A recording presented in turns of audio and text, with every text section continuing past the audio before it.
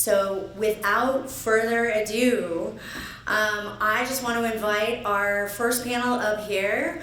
We're gonna dig in. Our first panel, we're calling it our Thermal Energy Network 101.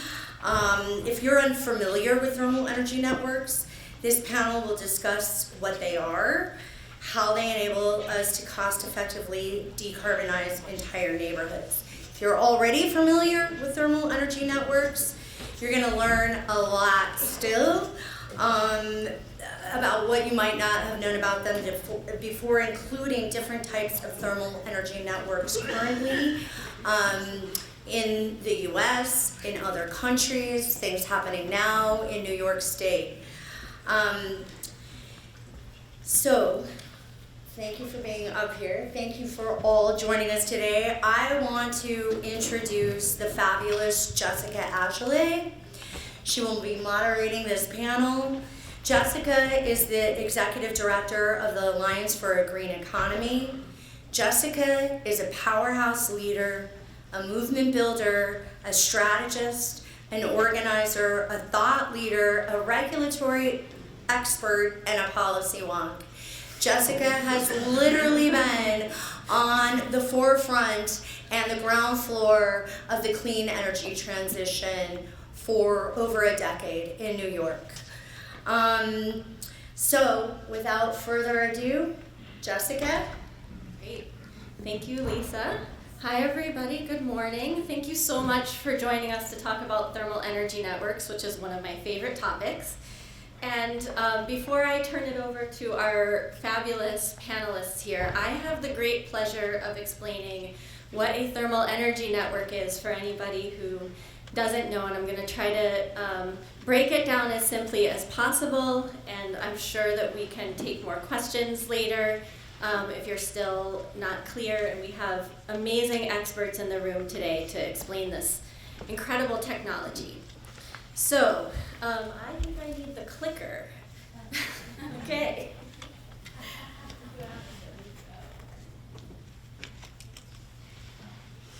Okay, so first, what's thermal energy? Let's start there. So I just want you to think a minute about the word thermal. What does this mean to you? What do you think about when you think about the word thermal? You might think about the word thermos, something that keeps liquids inside it, hot or cold. You might think of thermal clothing, which helps you stay warm in the winter. What these words have in common is they relate to temperature, right? So the word thermal is about temperature, and thermal energy has to do with the energy that's maintaining or changing the temperature within a system. So thermal energy refers to energy that can make us, or the buildings we live in, or the systems within these buildings warmer or colder. And most people in New York increase the temperature of their spaces by burning fossil fuels in a boiler or a furnace. And burning is one way to increase temperature. But remember, our goal is not just about increasing temperature, right? We do need to heat our spaces in the winter, but in the summer we need to cool our spaces, and we use a lot of energy cooling our spaces in the summer. And burning fossil fuels in a furnace or a boiler is not going to help us stay cool in the winter. So stay cool in the summer. So what can help us heat or cool our buildings and keep us warm or cool depending on the weather? So I like to think about this as transfer or sharing. So you can think about heating a space up as transferring heat into that space. And you can think about cooling a space down as transferring heat out of that space. And here's some examples. So you have probably experienced this. It's the winter, your hands are really cold, and when my hands are cold, if I have a friend who's around who has warm hands, that friend can warm my hands up, right, by transferring heat from their hands to my hands. And in the process, my friend's hands get a little bit cooler. So in that instance, we're transferring thermal energy to each other. We're heating and cooling. And in another example, if I'm out in the winter with a friend and we're both really cold, we can hug. And we can reduce the amount of exposure that our bodies have to cold air and reduce how much heat is leaving our bodies, therefore conserving and keeping heat in for both of us by reducing the transfer of heat from our bodies to the environment, because we're transferring heat to each other instead. So the big question here is, how can buildings hug? If you remember one thing about thermal energy networks, remember this. Thermal energy networks are the hug. Okay, so actually thermal energy networks are pipes with water in them that connect buildings together so that buildings can share and conserve thermal energy even if they're not right next to each other. Each building on the network is equipped with heat pumps that allow the building to transfer heat into and out of the building as needed. And when heat is transferred into the building, that's often referred to as extracting heat from the network. And when heat is transferred out of the building in order to cool it off, that's often referred to as rejecting heat to the network.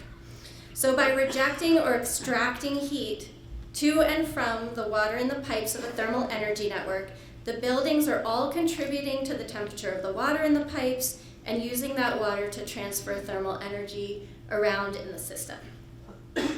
Without a thermal energy network, buildings with extra heat just lose that heat out into the environment, just like a person standing alone in cold air on a winter day. But when connected to a thermal energy network, buildings that have extra heat can transfer their waste heat to buildings that need heat, just like if my friend holds my hands to warm me up. And just like when two friends hug, less heat is wasted because buildings are sharing and recycling heat rather than letting it go out into the environment. So now that you've got the basic concept of heat transfer, I want to talk a little bit about the different sources of heating and cooling that we have available in our environment. So all around us in the natural and built environment, we have buildings that need to be heated, we have buildings that need to get rid of heat so that they can be cooled, and we have lots of assets in the natural environment that can store heat or can provide heat and thermal energy. So here's some examples. So data centers have to cool their computers, so even in the winter they have a lot of heat that's excess that can be used in a thermal energy network. Grocery stores, ice rinks, factories also have cooling needs even in the winter, and therefore have waste heat that right now is just going out into the environment but could be put into a thermal energy network and used to heat buildings. So if you can connect these what are called cooling dominant buildings to a thermal energy network, their waste heat can be transferred through the medium of the water in the pipes to heat our homes, offices, greenhouses, even melt snow on the sidewalks in the winter. And we also have all around us thermal energy network reservoirs, which can be used for even more warmth in the winter if we need it, and can serve as a place to reject heat into and store heat if we have too much of it. And some examples of that are wastewater systems that hold a lot of warmth and the water flowing through them, the earth, which maintains a consistent temperature year-round, and by drilling shallow geothermal boreholes, we can use the earth as a place to extract heat or to reject heat in the summer. And many large bodies of water also hold a consistent temperature and can be used the same way as the earth. So we have a lot of resources around us that can help us warm and cool our spaces. We just have to tap into them. So this image depicts how this might look in a neighborhood with multiple thermal energy resources transferring energy through the network.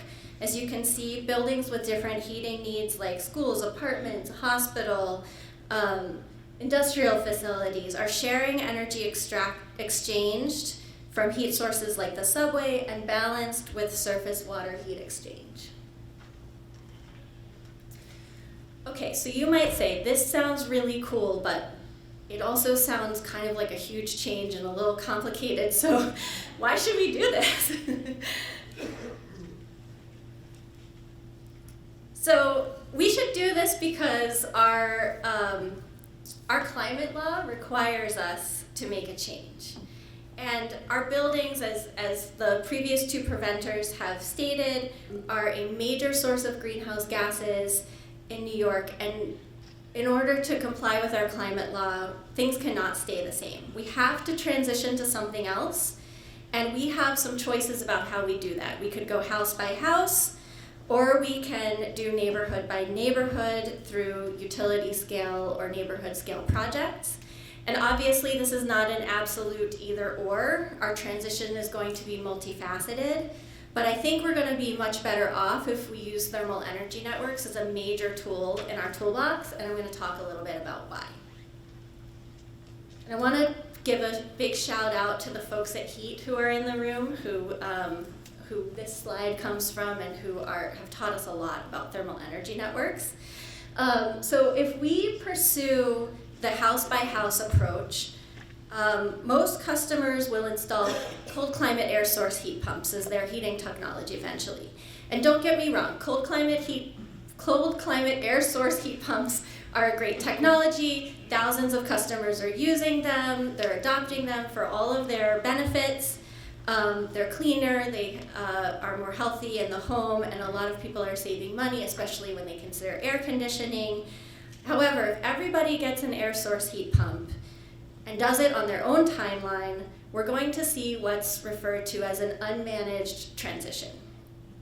Because as costs come down and technology improves and climate change worsens, gas customers will move to electric heat pumps at increasing speeds. And each customer off the gas system means fewer gas customers remaining to shoulder the system's fixed costs. And at some point, this dynamic will hit an inflection point, where heating with gas becomes more costly as compared to air source heat pumps, and from then on, gas customers will flee faster and faster, increasing costs further. In the end, the only ones left on the system will be those who cannot afford the upfront costs of a new heating system, and at some point, our winter electricity use will exceed our summer peak, which our system is built for, and we'll need to build up a lot more electricity transmission, distribution, and generation. And I'm not saying that we cannot follow this approach and that we can't do it. I'm just saying there's a better way, and we should seek to avoid this as much as possible.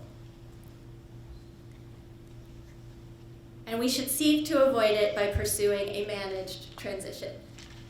Thermal energy networks allow buildings to share energy, as I talked about, and to utilize free energy that's around us in the environment and waste heat, and for that reason, they're more efficient than fossil fuel burning and cold climate air source heat pumps.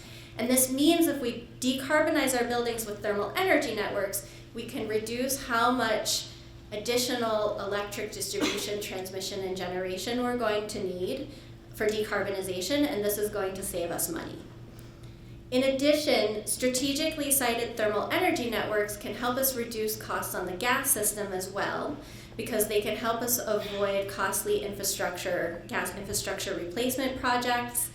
And the same utilities and workers who build the gas distribution pipes today are well suited to build thermal energy networks instead and help us avoid those costs on the gas system. We also see a major benefit to the neighborhood transition.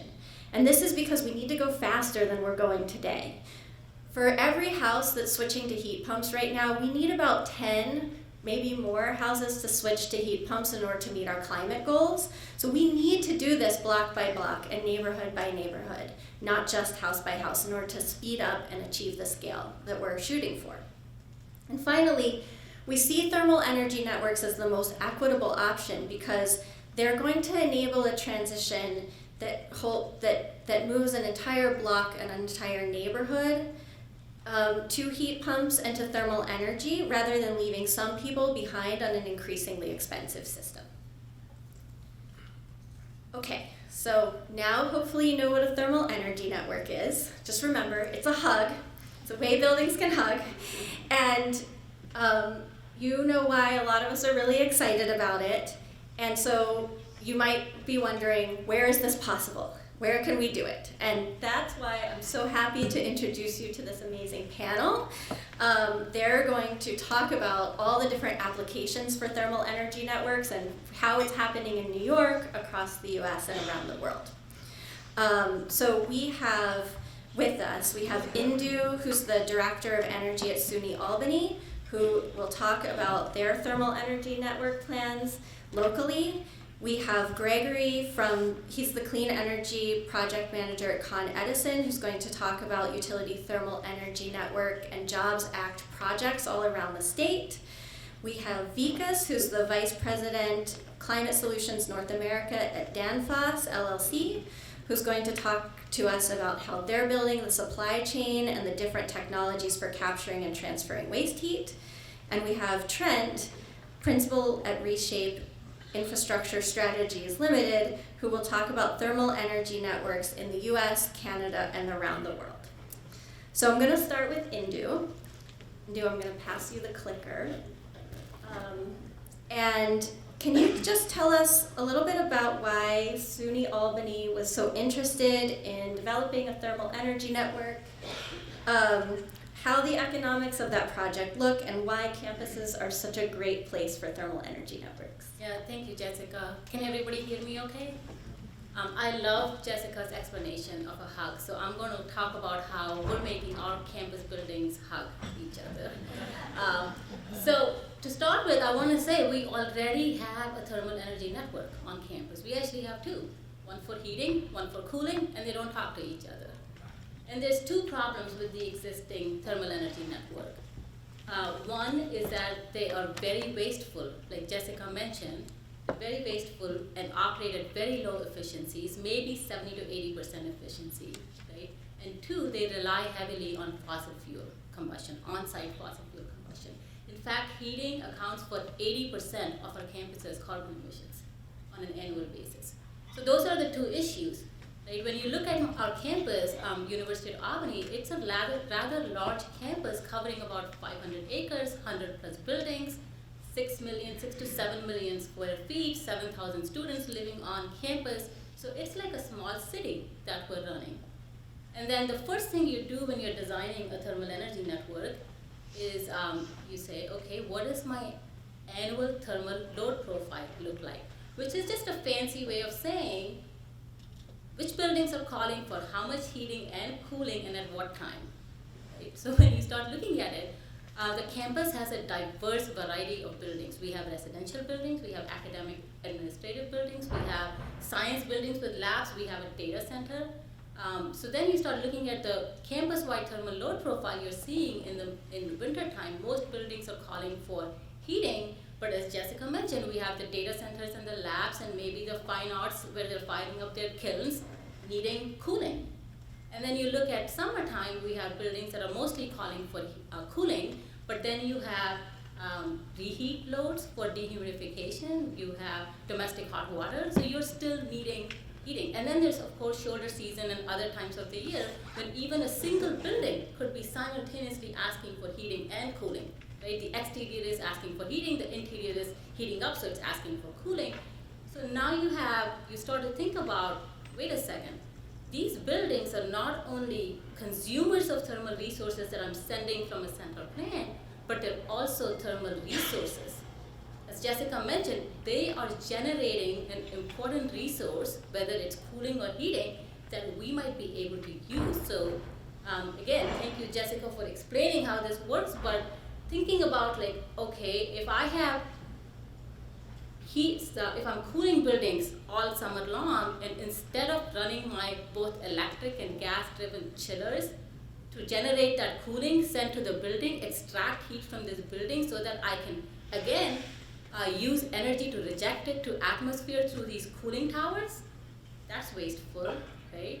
And then what if I don't do that? What if I could somehow capture all this heat that these buildings don't need, that are rejecting, and somehow either use it to other places that are asking for heating, or maybe store it seasonally and then extract it come winter time when people are asking for heating.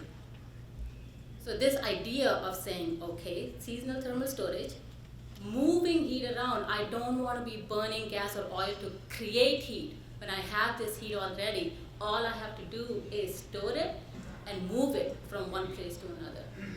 When you start thinking about it like that, now you're thinking instead of the 70 to 80% efficiency system, you're talking 350 to 700% efficient systems. So you're increasing efficiency. And by doing that, by increasing efficiency, if you do this resource efficient decarbonization, right, you're eliminating fossil fuels. But when you do it efficiently, what happens is now your annual operating costs, and this is what we're finding through our net zero carbon planning, your annual operating costs stay the same. There's not much of a change, so it helps the campus benefit. The other benefit to this, and the reason why we're considering it, is many of our residential buildings right now don't have cooling. And with the changing climate, that's not going to work. But now again, that building is not just calling for cooling, it's not just a load, it's a resource, right? So if I provide cooling to my residential buildings, all I'm doing is taking the heat that building wants to reject. Now that heat is a resource for me. I can store it, I can use it for winter. So actually providing air conditioning helps me balance the system, right? So that's an added benefit. Again, like I mentioned, this will help us eliminate all kinds of fossil fuel combustion on campus to generate heating, which means improving local air quality and health. So that's another added benefit. So really, when you look at all of these benefits, right, the cost, the addition of the air conditioning, local community, it really becomes like a win-win-win situation. It's a win for the campus, obviously, it's a win for the community, but it's also a big win for the planet because it's a decarbonized system that relies entirely on electricity to move heat from one place to the other. So because of these reasons, again, it's just a simple cartoon sketch here that kind of shows all of those. Again, as Jessica mentioned, in reality, a thermal energy network is just a set of pipes, right? So instead of having a heating pipe and a cooling pipe, we have an integrated, geo-exchange integrated thermal energy network pipe that connects all of our buildings and allows us to do that big hug across campus.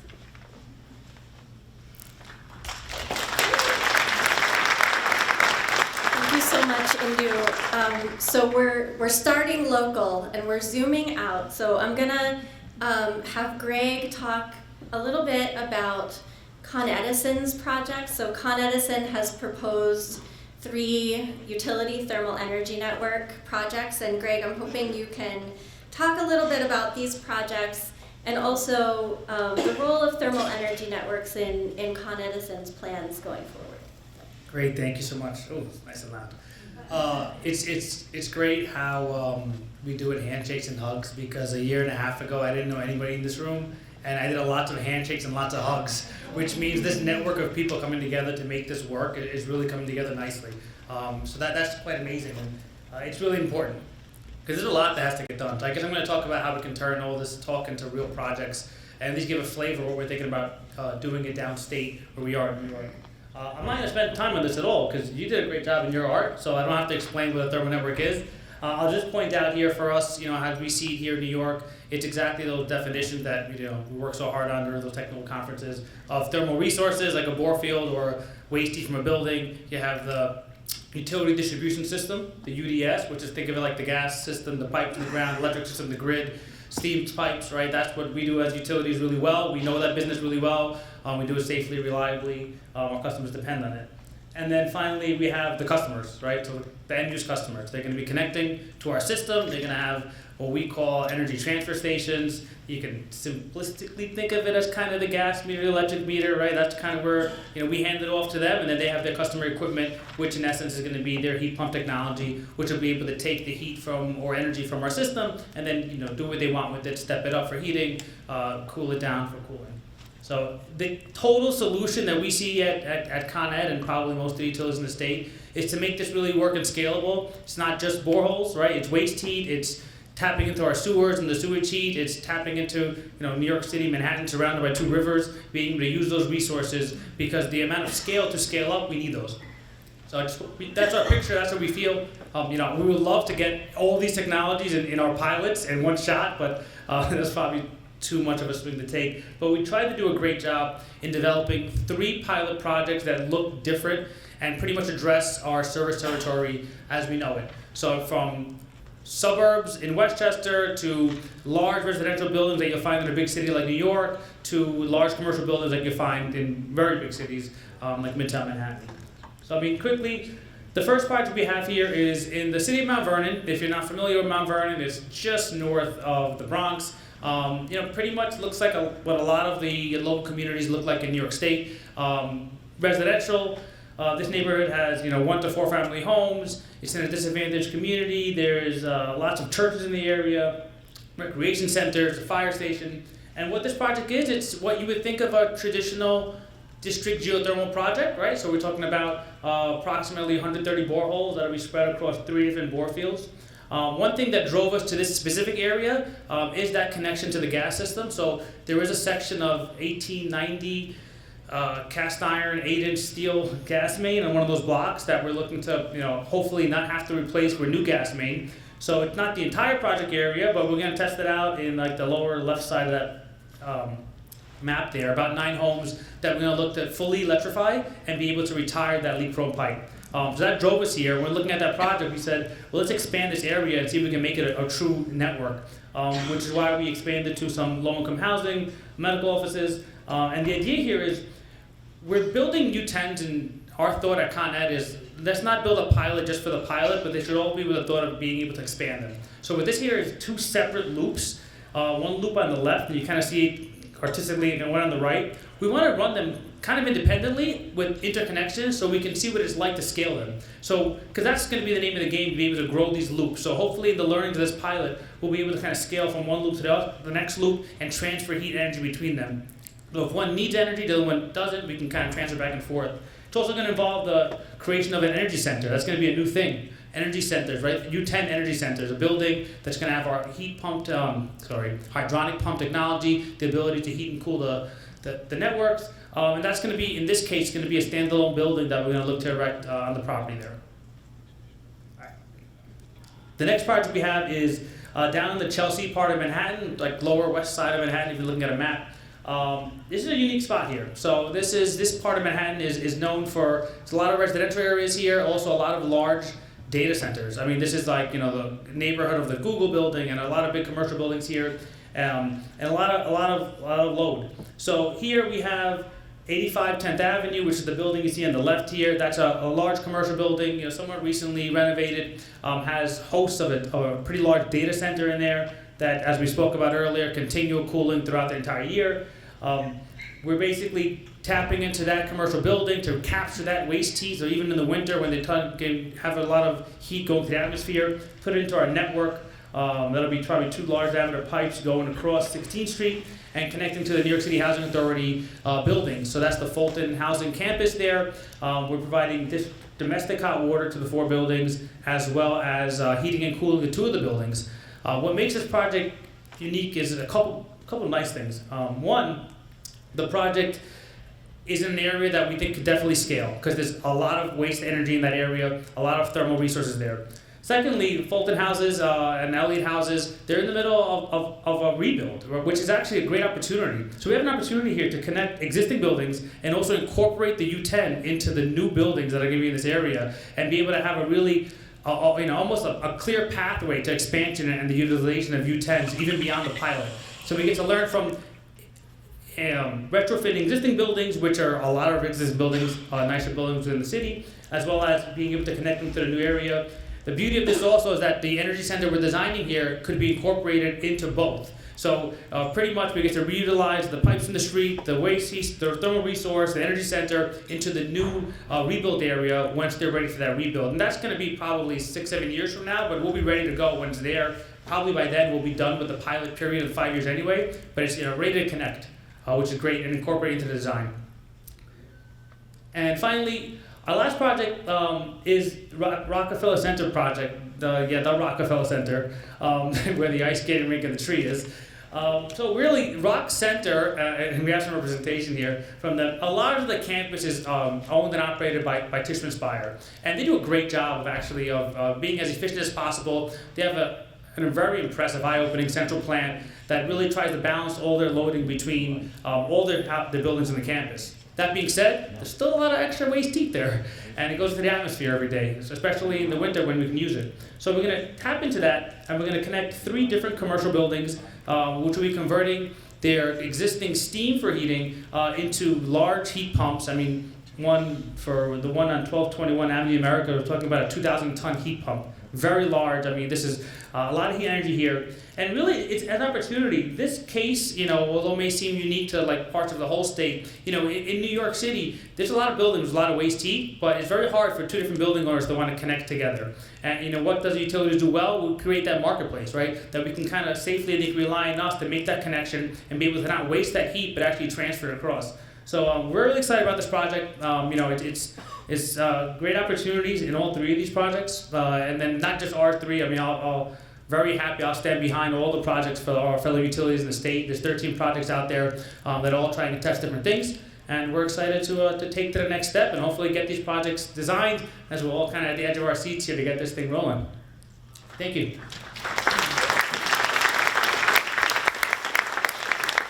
I just want to just take a moment here and just think about how we're going to heat low-income housing with a data center in New York City. It's so cool. Okay. Lisa did warn you I was a wonk. All right. So I'm going to now pass it over to Vikas. I'm hoping that you can explain a little bit about what Danfoss does, and also to talk about what thermal energy networks mean to your business. We'd love to hear about the supply chain and the importance of waste heat recovery. Take it away. Yeah. Thank you, Jessica. I think I like the introduction, the way you introduced the thermal energy network. Even my young daughter can understand what thermal energy network is all about. So kudos to the way you explained. So Danfoss is a global organization with headquarters in Denmark with over 90 years of track record within innovation and engineering. So what we do as a company is, in very simple terms, engineer solutions that help the world to do more with less. So we like to pride ourselves as engineering tomorrow to make a better future. So we set out to become our customers' preferred decarbonization partner with the focus to provide long-term value creation within these sectors that we play, and these sectors are buildings, refrigeration and air conditioning, district energy, marine, food and beverage, and multiple different industries. So if we turn to the world outside, we are in the midst of multiple megatrends like digitalization, urbanization, and the biggest one that is very relevant for the topic today is electrification and climate change. And I'm going to also try my best to also break that a little bit, what we do as a company and how thermal energy networks fit into that overall wheelhouse. So in terms of our offering, in terms of portfolio as an organization, we have temperature, we have pressure, we have flow controls. Again, with the objective to provide unmatched comfort and energy efficiency in commercial buildings, residential buildings, and industrial facilities. And this enables us to address the megatrends, which I was a little bit also talking a minute back. So if we go to the thermal energy network, so what does thermal energy network mean for a company like Danfoss? It's 2 things. One is energy optimization, and if you see here, the energy optimization is reduce energy, reuse energy, and resource energy. So we can reduce energy by decreasing the energy consumption by various forms of energy efficiency technologies. We can reuse the energy by cascading the use of energy, and then we can resource the renewables. So energy optimization is the first element as we see it from a manufacturer like Danfoss in thermal energy network. The second element, which is on the picture on the left hand side, is integrating all of together the different energy sectors of the future.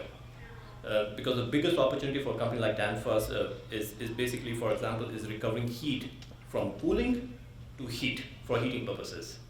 Because the first thing that we realize as we approach the electrification with the heat pumps is that both heating and cooling is about moving heat. And when we move the heat, the energy sector integration and optimization leads us to move heat from where it is not needed to move the heat where it is needed. So that's, in very simple terms, I would say what we do as an organization and support that with the technologies. The other thing that we realize that this is all driven by the integration of renewables in the power grid. This results in the opportunity for us to decarbonize as a result of electrification of our heating systems by replacing fossil fuels as a energy source with more renewables. But this also leads us to a challenge, because we are then at the mercy of the renewables, because renewables are not available at the place, at the time, at the, I would say, the capacity that we need. So this leads us to another, I would say, critical point, that how do we levelize the supply and demand and then have the energy available for us to support that? And this is where the thermal energy network comes in, where we can store the energy and utilize this based on the availability. And one of the, I would say, big examples for us, I would say, as an organization is district energy plants. So district energy has in itself the ability and capacity to store energy and then utilize this for the, I would say, the various sources. If we, I would say, move to the, I would say, the topic on the waste heat. This is a very busy slide, but if I try and, I would say, break this a little bit, if you focus on the left-hand side, this is the different energy sources. And on the right-hand side, these are consumptions. And there are a lot of figures here, but the one that I would really like you to focus is on the bottom, I would say, of the slide. So 38% of the US energy supply is used directly to heat commercial, residential, and industrial facilities. And the biggest startling, I would say, fact is that 55% of that heat is released to the atmosphere as waste heat. So the opportunity for us to manage waste heat is so immense that I would say we can meet our climate goals as a country, I would say, very easily. So how does TENS support this, I would say, the waste heat? Of course, the one thing is the transition from the fossil fuels to also renewables. So if we stick to the left-hand side, I would say, so we move from, I would say, the traditional fossil fuel sources to the more renewable sources. But the other one is that how do we, I would say, levelize the disconnect that we have from the supply side and the demand side? And this is one of the areas where I would say thermal energy networks can support. Of course, there are other solutions available. We have battery storage, we have hydrogen, there are other sources being, I would say, evaluated. And we need, I would say, a multitude of these options, because there is no one single solution that can help us to meet the, I would say, the decarbonization goals that we have. So the examples of different, I would say, forms of heat recovery, we can talk at length about that, but the distributed heat recovery heat pump systems. This is where we come as an organization to support, I would say, the evolution and the, I would say, with the technology of heat pumps. And these are generally in the 2 to 12 megawatt range. And these examples, some of them have already been highlighted, is basically in industrial manufacture processes, co-location data centers, we have supermarkets that are using it, we have food storage warehouses, we have biogas facilities, so we have campuses, so there are many different applications where we can use these, I would say, heat pumps, distributed heat recovery heat pumps to support the, I would say, the energy goals that we have. And of course, the size of these goals are depending on the load that we have in different facilities, different campuses. So overall, I believe, I would say, the thermal energy network has a huge potential for a state like New York. It's, I would say, pretty impressive to see the amount of projects and the commitment at different levels. And we as a manufacturer are fully committed to support that journey.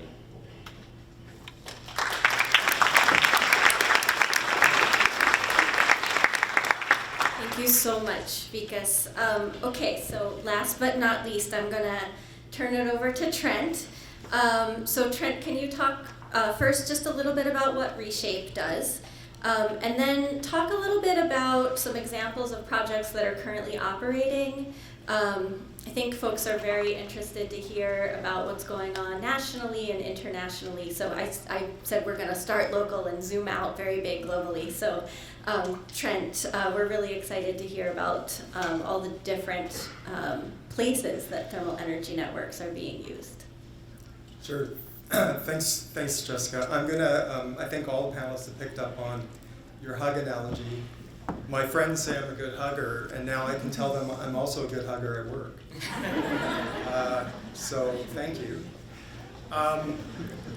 You know, I started my career in electricity, working on resource planning and large infrastructure. And, you know, climate change drove me to the heating sector. It's still 50% of global emissions. And it's really important, and we're failing at it, to be honest.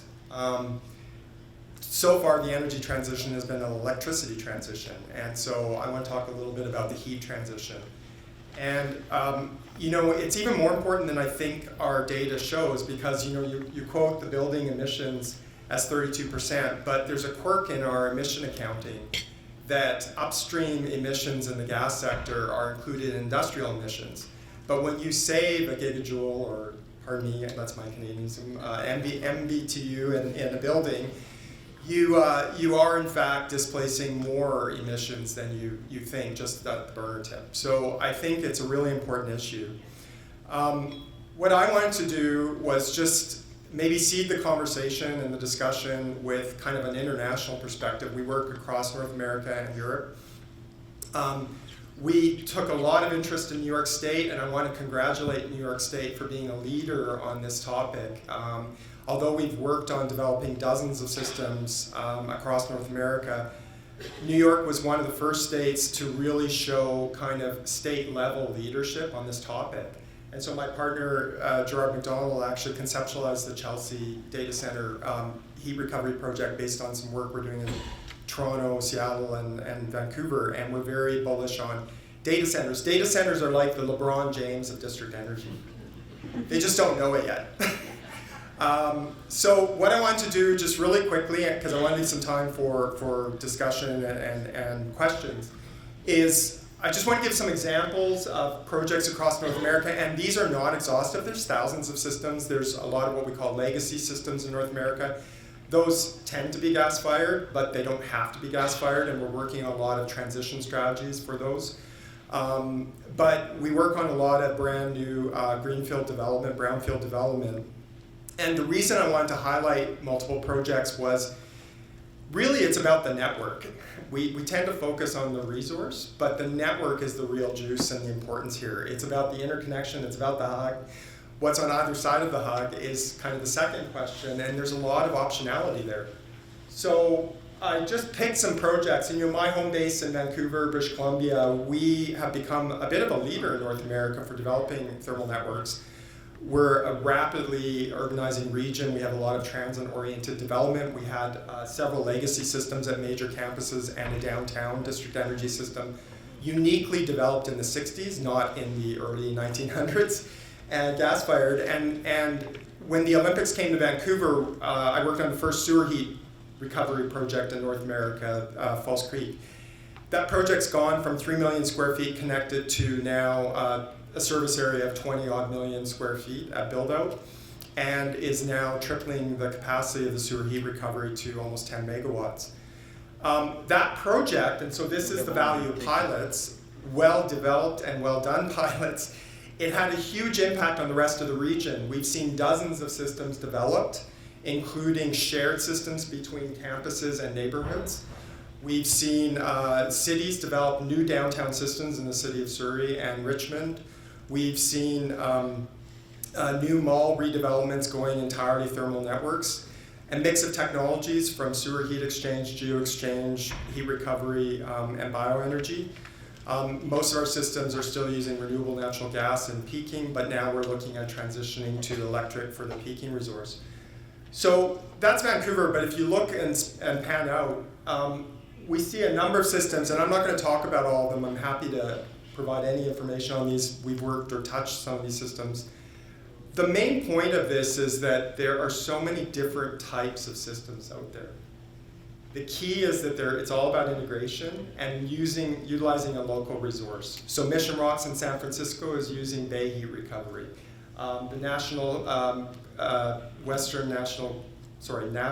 Center in Denver is using sewer heat recovery. Toronto's using deep lake heat recovery and largely fossil fuel-based heating, but now they're integrating heat pumps to talk between the heating and cooling network, and they've implemented one of the largest thermal storage systems in North America, which is more common in Europe right now, in a brand new development of 3 million square feet outside the core.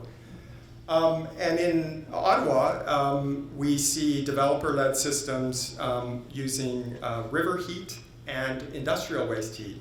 And we're really bullish on industrial waste heat. There's a lot of conversation around hydrogen.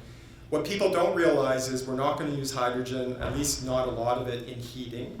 It's going to be used in industrial. But when you create hydrogen, you throw off a lot of waste heat. Well, the Europeans, most of the large-scale electrolyzer projects being developed in Europe, both at a local scale to do grid support and transportation fuels or in large ports, they're recovering the heat to be used in district heating systems. That's the other LeBron James of district energy that's emerging. And that increases the efficiency of hydrogen production by 20%. That's the key to move on, right? It wouldn't be an energy conference if the lights didn't go out. So let me just seed the conversation with the possible. I want to leave you excited about what's possible. There's a lot of small projects emerging, and that's great. There's a lot of experimentation. But let's look at where the Europeans are. And people like to talk about Denmark, Sweden, as the poster children. But what I want to talk about is what's happening in the rest of Europe, which is now leveraging what they've learned from the Scandinavians and very quickly looking at how do we exit the gas grid and how do we electrify. And thermal networks aren't an alternative to electrification. They're a means of electrification in a lot of areas. And so at the top here, what you see is very recently developed national targets in some of the countries that don't have high penetration rates today. Germany's down around 14%, but they're doubling by 2030 their penetration of thermal networks. The UK wants to go tenfold increase in thermal networks by 2050. Netherlands, which has a formal exit of the gas grid plan, is fivefold increase to 2050 in thermal networks. And even France, another fivefold. So these are top-down targets for thermal networks. Of course, those are going to be urban strategies. The last thing I want to leave you with is the role of cities in all of this. What we're seeing in Europe is, and in our projects, is the importance of cities and city planning and developing thermal networks. And so from the bottom up, we have what are called heat plans emerging. And these are now being mandated. Germany's mandated it nationally. The EU has now mandated heat plans for all communities over 45,000 in the new Energy Efficiency Act. And those heat plans are zoning plans. The energy transition, the most important part of the energy transition is the last mile, as we call it. And the last mile is in the community. It's at home, it's in neighborhoods. And what I want to leave you with is an example. I could have picked dozens of examples. I like Zurich because what their heat plan shows is three things. They show a rapid increase in thermal networks, going from 30 to 60% penetration. They show areas where they're going distributed heat pumps, and they will reinforce the electric grid, which is going to be required. And they show areas where they're going to be decommissioning the gas grid simultaneously with all of that. And they're showing the date for that so that homeowners, building owners know what's coming. Most equipment replacement is on emergency basis. And they replace like for like. They don't look down the road. So now they know there's not going to be a gas grid in 10 years when they face a boiler replacement. So I'll leave it there. Hopefully we have time for a few questions or discussion. Thank you so much.